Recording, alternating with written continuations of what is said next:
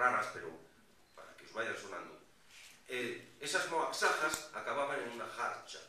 La moaxaja estaba en árabe o hebreo a veces, generalmente en árabe, pero la jarcha estaba a menudo en lengua romance de los cristianos, o contenía palabras en romance. La pregunta que yo me hago en el libro es con qué ritmos estaban hechas aquellas cancioncillas. ¿Tenía ya algo africano? Pudiera ser. Pudiera ser. Bien, los literatos del siglo de oro, esta gente que en esa España decadente en la que se dan esos dos fenómenos, es decir, decadencia de las costumbres nobles, ascenso social de los cantos y bailes populares, ascenso social, literalmente. ¿Por qué? Porque en el AMPA se encuentran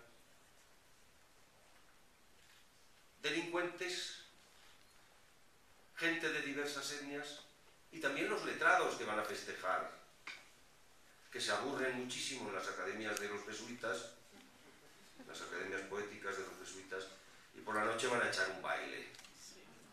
No. Toda esta gente eran nuestros mejores literatos, pasaban muchas noches en las tabernas. Y han dado buena muestra de ello, han dejado buena muestra de ello. Bueno, hay poetas que desde el siglo XVI en España intentan imitar la jerga de los negros de manera humorística para ridiculizarlos, pero que empiezan a manifestar desde el primer momento una cierta querencia como a ir quedándose con el ritmo, porque reconocen en ellos dos datos siempre. Siempre el castellano, el español en general, siempre habla de la negritud en dos términos. Son gente fascinada por la música. Gracias. Gente fascinada por la música. Tomaré el tuyo para agradecer. Gente muy poderosa musicalmente hablando, que sin instrucción superan a los músicos instruidos, y gente que se asocia siempre con la lascivia, con una cierta relajación sexual. Claro, el cristiano viejo ve en los movimientos ondulantes del negro realizados sobre ritmos sincopados, es decir, que permiten cierta agitación y una gestualidad marcada, acentuada, expresiva.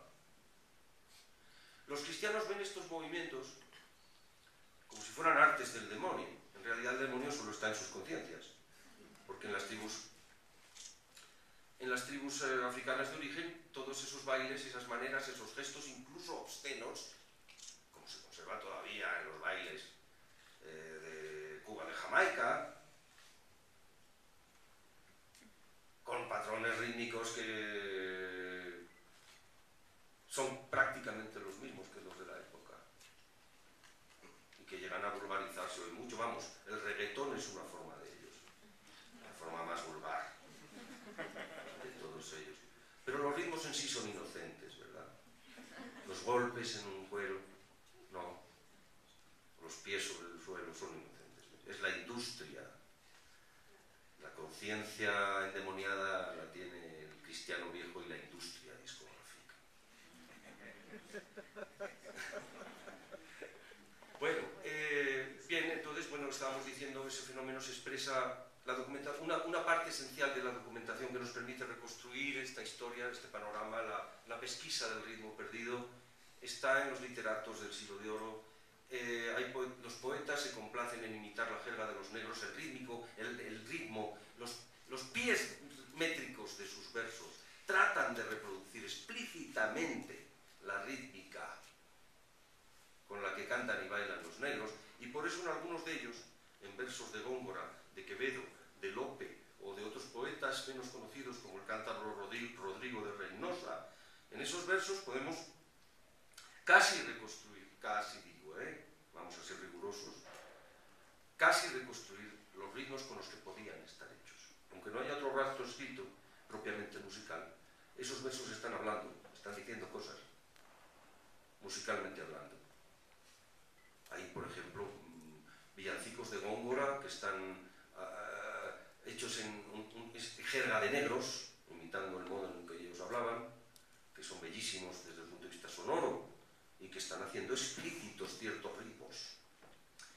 Si esos ritmos luego coinciden con los que encontramos en otros datos, en otros lugares, es decir, si los datos de la filología y de la literatura son puestos en consonancia con lo que podemos reconstruir de la musicología, que sobre todo se tiene que basar en los papeles, en la música escrita, y con las nuevas investigaciones de la sociología y de los historiadores, entre filología, musicología, historiografía y sociología, el panorama, que es lo que intenta mostrar este libro, muestra hechos plausibles. Claro que la ciencia exige el rigor de la demostración, pero a veces la ciencia tiene que contentarse con lo que hay para alcanzar la posibilidad de una verdad necesaria, porque esta verdad es que nos está haciendo falta, amigos, queridos doctores de las cátedras. Pónganse ustedes las pilas un poquito, como decimos en España, y sobre todo se lo digo a las cátedras españolas que trabajan islamistas, romanistas, sociólogos, historiadores, filósofos. Trabajan cada uno en su pequeño terreno, son como los reinos de los taifas moros, cada reyezuelo se queda apalanca en su territorio y quiere todos los privilegios y presupuestos y subvenciones para sí. Es decir, ¿qué ciencia puede salir de ahí? Nada. Yo confío que aquí en la UNAM desarrolléis otro espíritu investigador, más acorde con nuestros tiempos, porque para reconstruir verdades tan complejas como esta, y no hemos entrado todavía en las consecuencias de esto en América, aquí en México, para reconstruir verdades tan complejas, hace falta muchos ingenios, hace falta mucha gente honesta trabajando, hace falta gente que sepa tender puentes entre ciencias duras, por decirlo así, entre comillas, y ciencias del hombre. Hace falta un trasvase de modelos entre las ciencias de la naturaleza y las ciencias del hombre. La musicología debería alimentarse de unas y de otras, y eso exige interdisciplinariedad. Lo digo en un lugar que depende de la UNAM, y lo digo con el pleno convencimiento de que vosotros, los jóvenes artistas y los jóvenes investigadores mexicanos, vais a abrir camino en esa dirección y nos vais a ayudar a nosotros.